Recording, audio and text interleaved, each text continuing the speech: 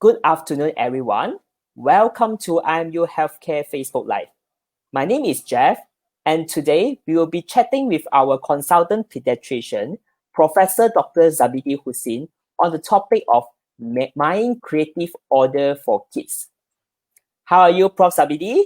I'm fine. I'm good. How are you? Yeah, I'm fine also. Good to know that you are doing good. Yeah. Okay, there's some announcement from us.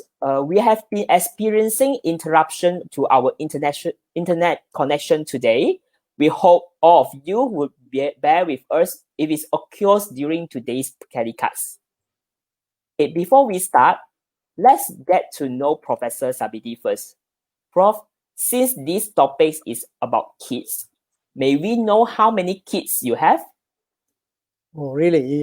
If you really want to know, I've got 7 children. Wow. 7 children. Many, huh?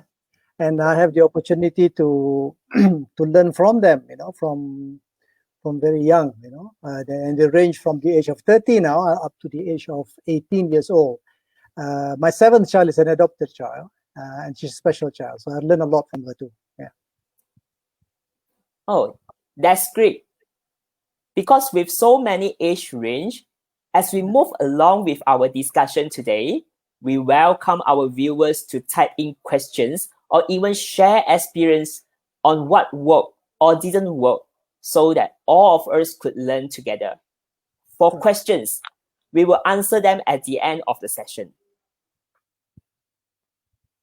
How about we start with the basics first?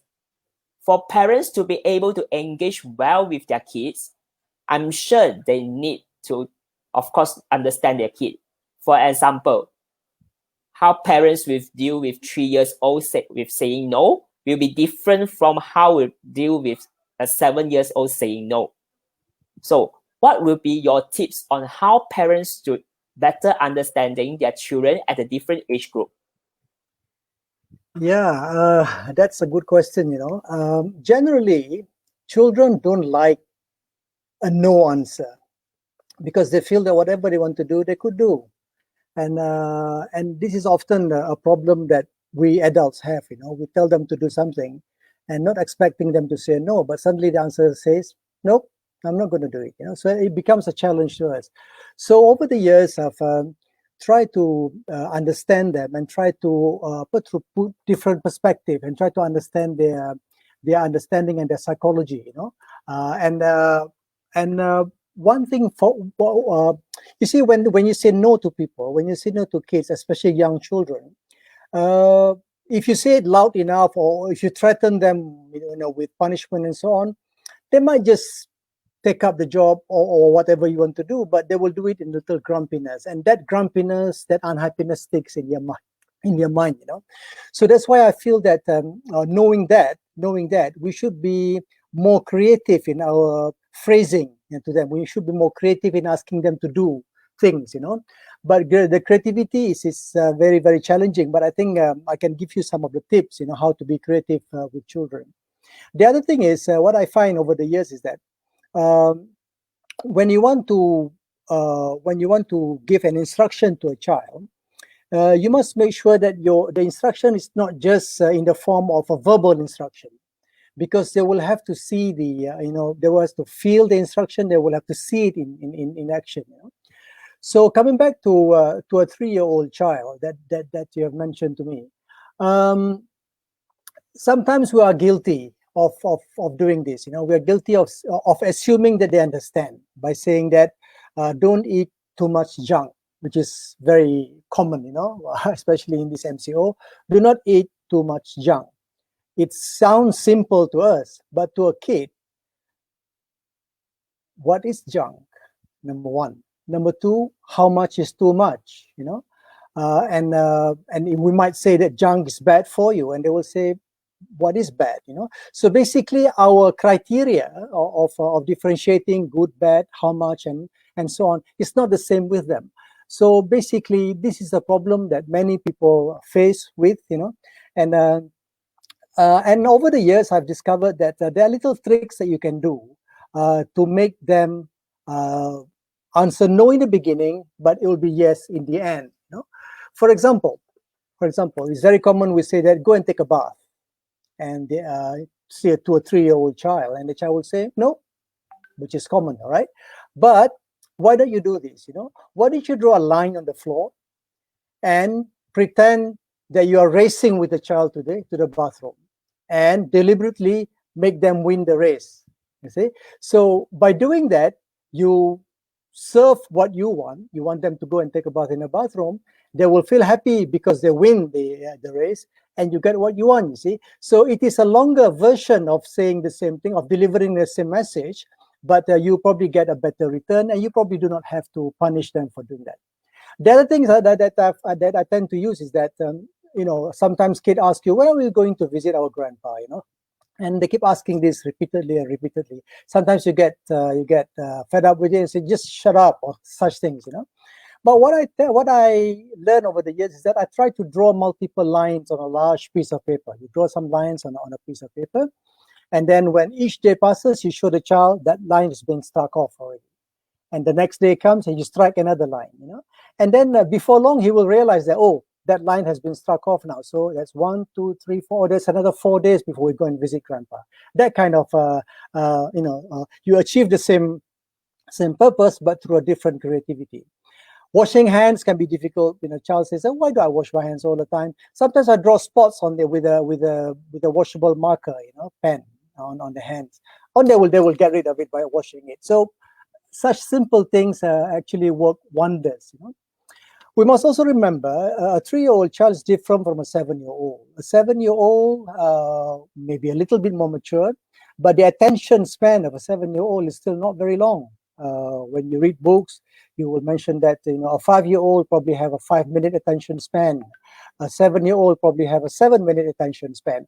So you must take that into account, and not to give them a task which require long attention, because you will not be able to get what you want. So these are the kind of things that I tend to work with, and I think the rewards are really more. When the achievement is more than it will make you feel happier. So over the years, I've realized that all these developmental stages in children ought to be known to many people. And I've created this particular mnemonic. I call it CHOMEL. If you can see on the screen there, COMEL. C is to try to understand their cognitive, which is their intellectual ability. Now that intellectual ability will be different from a 3-year-old, different to a 7-year-old. A 3-year-old may not know what is bad. A 7-year-old will know what is bad. So they're different. So if you and then O is for optic, the vision. It's generally known that a child beyond the age of 3 will probably recognize many colors, but not before that. So if you want them to recognize colors, say a certain color at the age of 2, for example, it will not be reasonable for them. So these things are available in the books. When do you expect a certain thing to happen to a child? M is for motor skills, of defined motor skills, the gross motor skills, when they can run, when they can walk, and so on. E is emotional responses, again very different from a young child to an older child. And L is a language and hearing. So if you are really serious about bringing up your child in a very proper manner, you probably need to understand all the CHOMEL issues, and then this will develop according to their respective ages. And if you realize that that particular child or your own child is not achieving that particular stage of development, then you probably need to seek opinion and from experts. So this guideline is very important, because most of us will remember development through the physical development alone, and tend to forget the other issues. But I think by using this particular acronym of CHOMEL, you'll be more comprehensive in your analysis of a child's developmental stage. Jeff? Oh, okay. I need to remember this CHOMEL. CHOMEL, yeah. And if I might add, if a child at the age of 3 has achieved all those developmental achievements, then really he is CHOMEL. So that yeah, I agree with you. Yeah. Okay, during this MCO period, even though parents are working from home, but what with all the conference call or online meetings, it may make some constant monitoring of kids may not be possible. So this may lead to kids watching too much of TV or online too long, or bingo eating on junk food. So how can parents make sure their kids stay healthy physically and mentally during this MCO period? That's right. You see, like us too, we don't like being monitored. Well, we don't like being spied upon, and that's also the same with children. They hate, when somebody just keep constantly watching them and watching what they do and so on, you see. So I think we should give some freedom to children to do what they enjoy doing.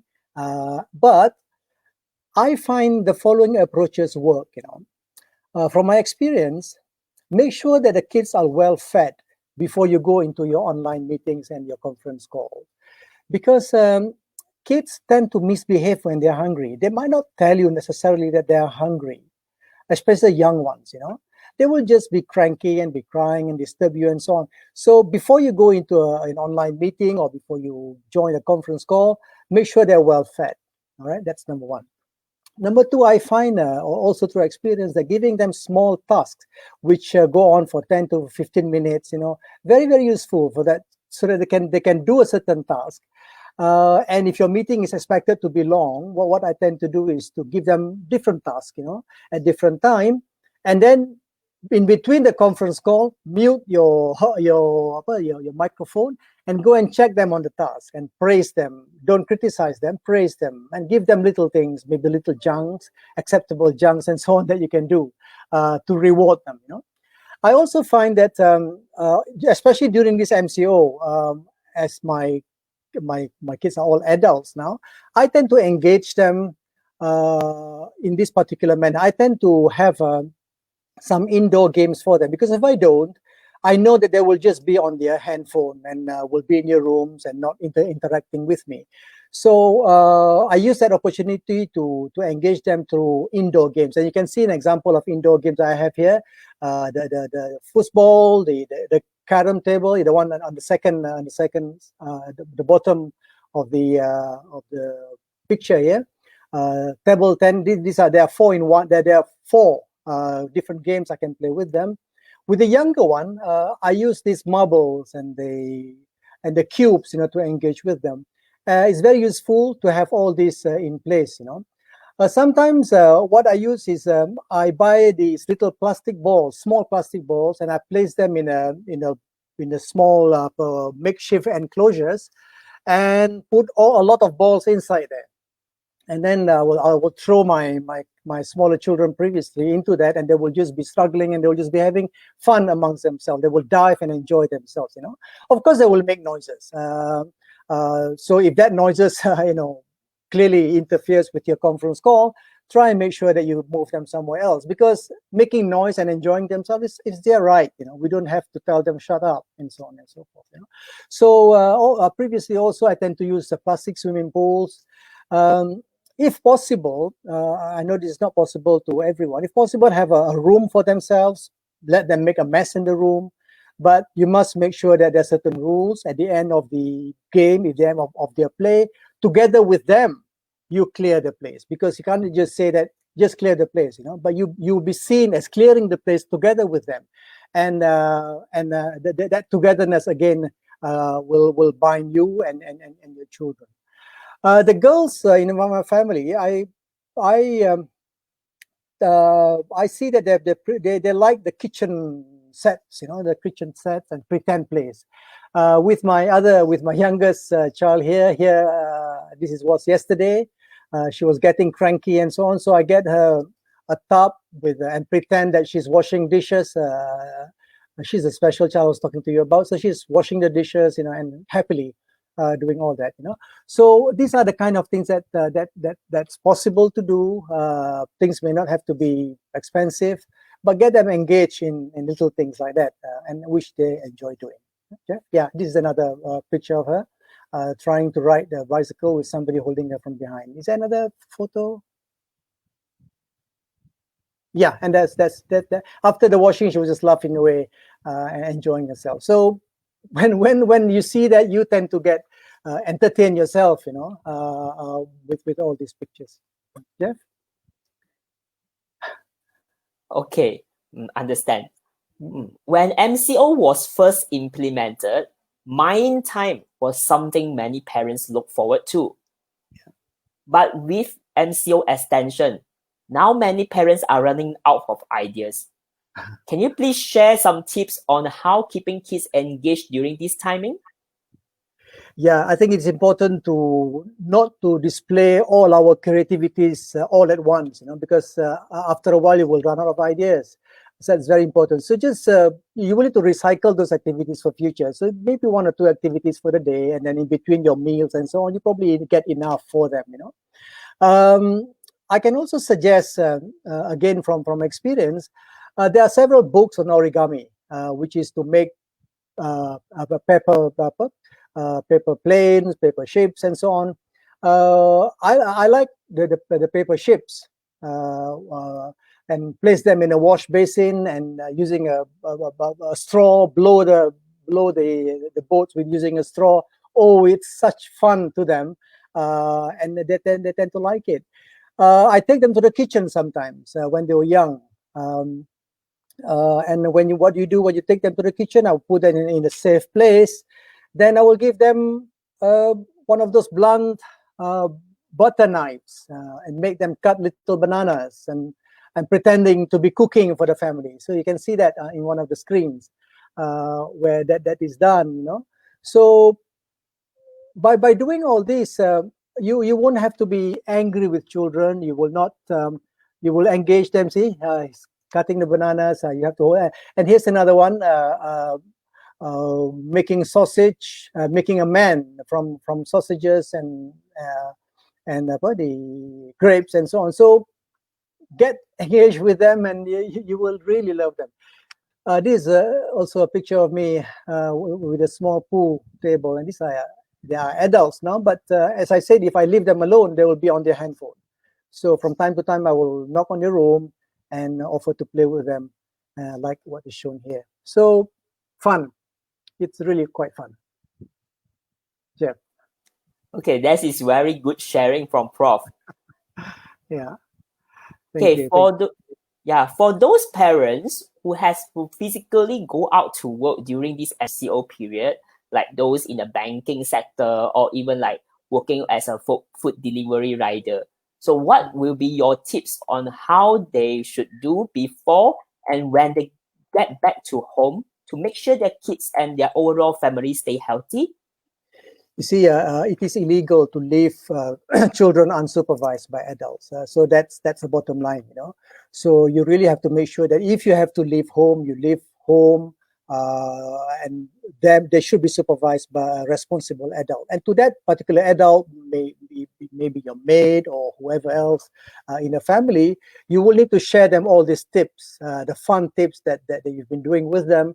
And I'm sure when those adults are engaging with the children in the same manner that you have done, they will be well looked after. Yeah, Jeff. Okay, would this will also apply to those parents who use public transportation to work? Sure. Yeah, applies to everyone. Yeah. Okay, understand. Okay, changes to lifestyle due to these MCO periods is inevitable. It will be difficult for many kids and may adversely affect an individual's well-being. Yeah. Okay. Prof, can you please share about how do parents with kids who have health issues such as diabetes or those who need to attend physiotherapy to ensure that the kids have enough exercise to stay healthy physically and mentally? Yeah, I think MCO or no MCO, children with chronic illnesses, looking after them is very, very challenging. I can tell that from my own personal experience, having a disabled child in a family, it is challenging.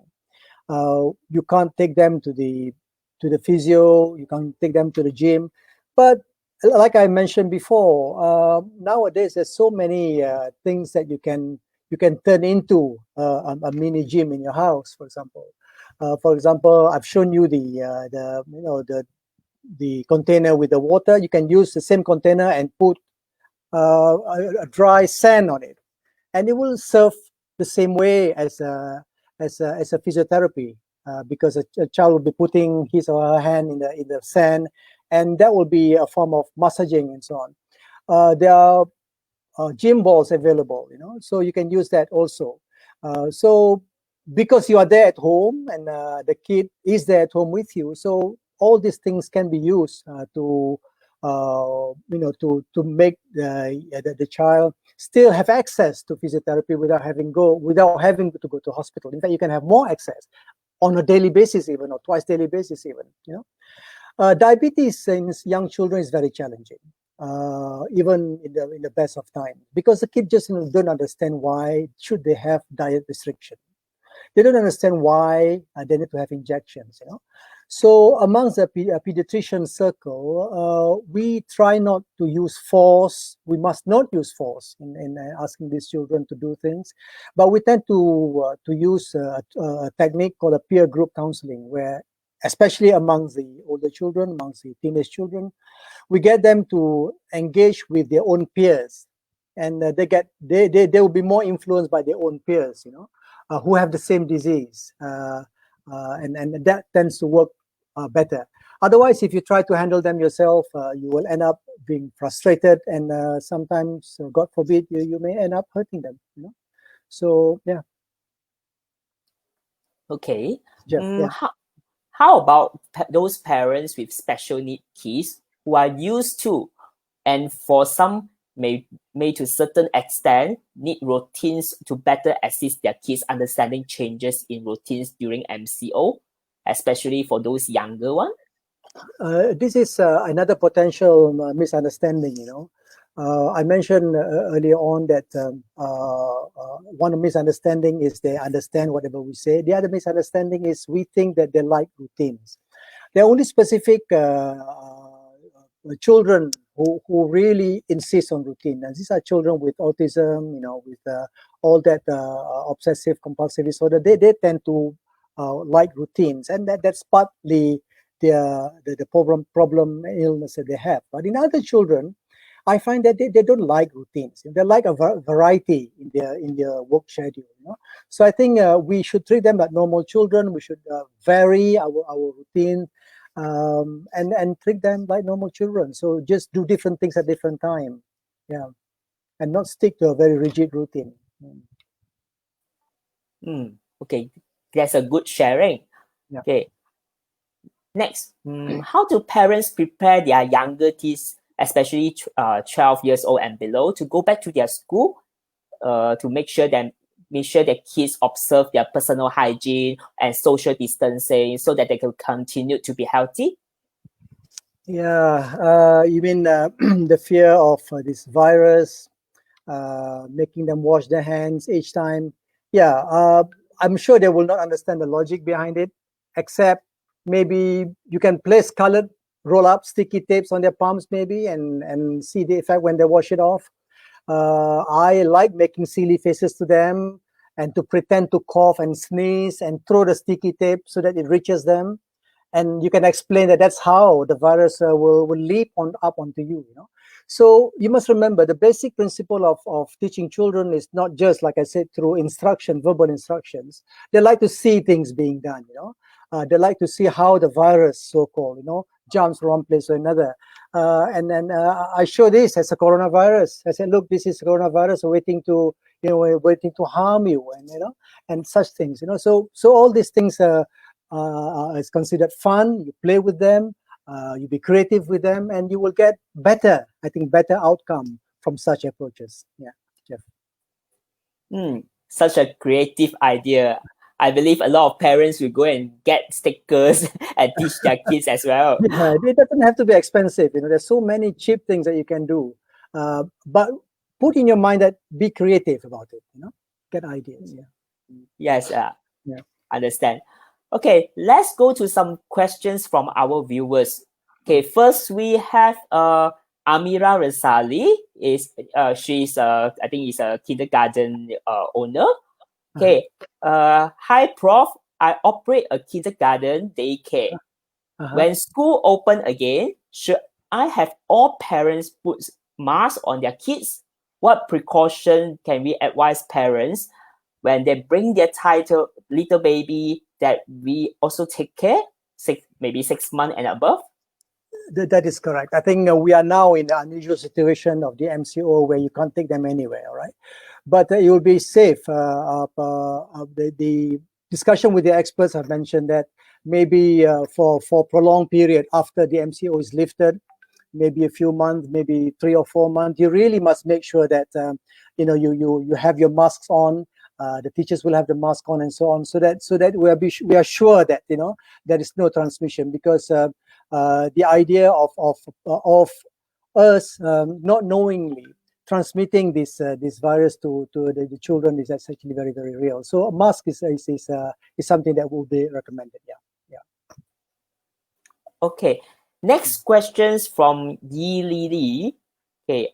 Any idea how to handle a mild hyperactive 3-year-old child? My son has been staying in the house for the past 4 weeks and getting restless now. He's getting bored with the toys and activities we have at home. What else can I do? Yeah, this is a very common problem. A 3-year-old will get bored very, very easily.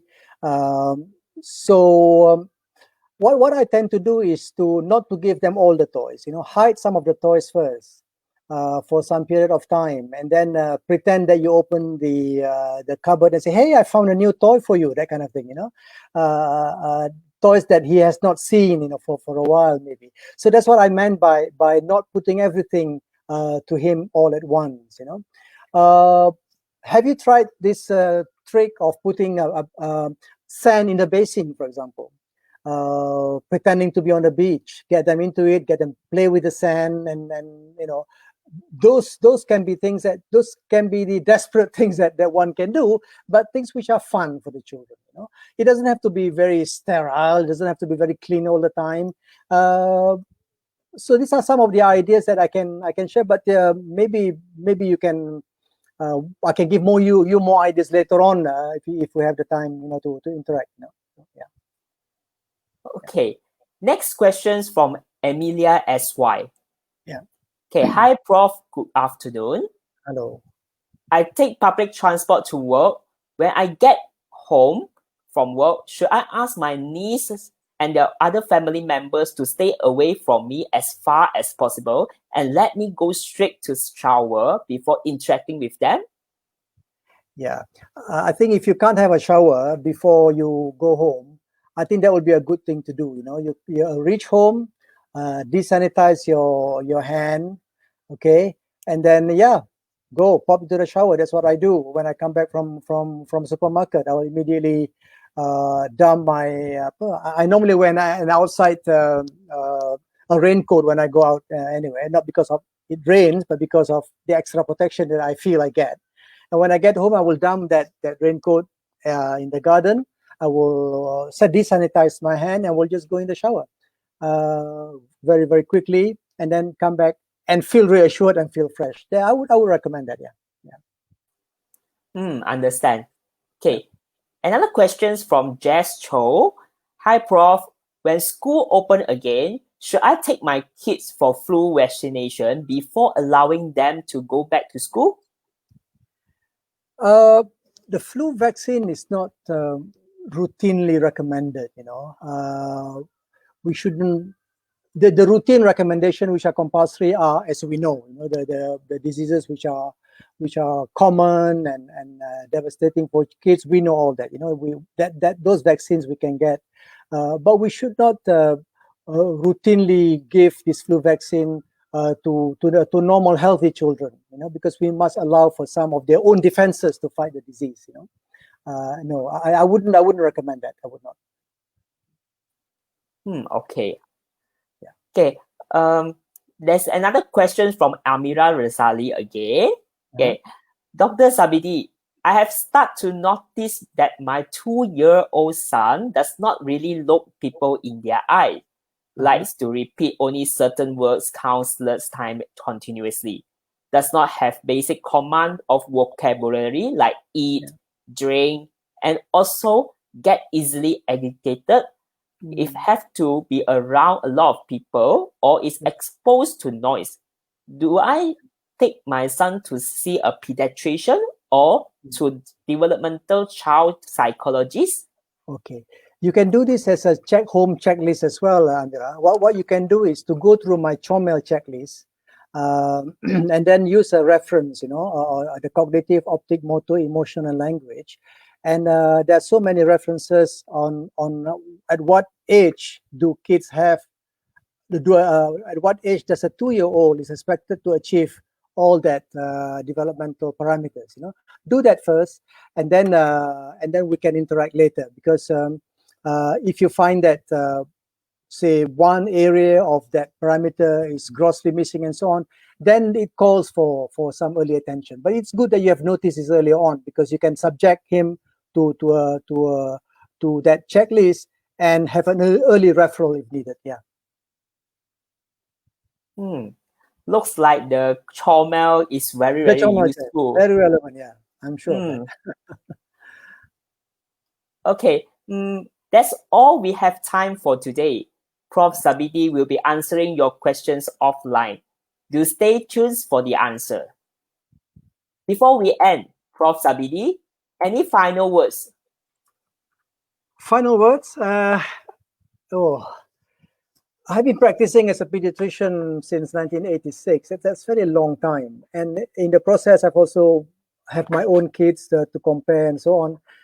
I'm convinced that the kids, that you have are the best creation you are blessed with.